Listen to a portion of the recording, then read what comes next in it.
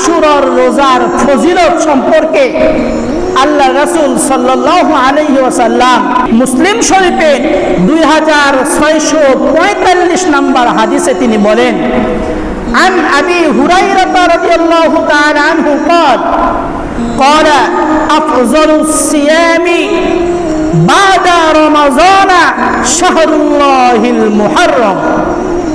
আল্লাহ রাসূল বলেন, রমজানের রোজার পর এই মুহররম মাসের আশুরার রোজাটা হলো আল্লাহর কাছে বেশি দামি।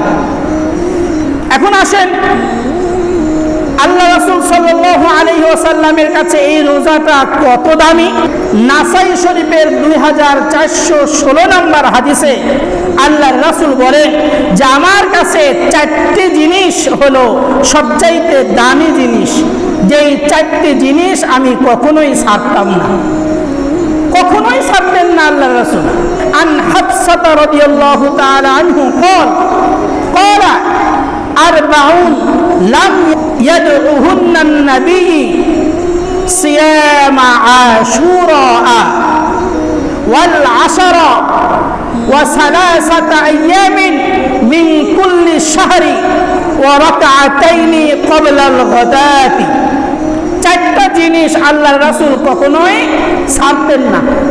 সেই 4টা জিনিসের ভেতরে যে 1 নাম্বার হলো আশুরার দিনের রোজা, বলেন সুবহানাল্লাহ। 2 নাম্বার হলো জিলহজের 9 তারিখের রোজা। 3 নাম্বার হলো প্রত্যেক আরবি মাসের প্রথম 3 দিনের রোজা, বলেন সুবহানাল্লাহ। 4 নাম্বার হলো ফজরের 2 রাকাত সুন্নাত। এই 4টি কাজ আল্লাহর রাসূল কখনোই ছাড়তেন না। এই রোজার ফজিলত সম্পর্কে তিরমিজি শরীফে 752 নম্বর হাদিস আল্লাহর রাসূল সাল্লাল্লাহু আলাইহি ওয়াসাল্লাম বলেন, আন আবি কাতাদা রাদিয়াল্লাহু তাআলা আনহু قال قال رسول الله صلى الله عليه وسلم الصيام يوم عاشوراء إني أحتسب على الله أن يكفر السنة التي قبله।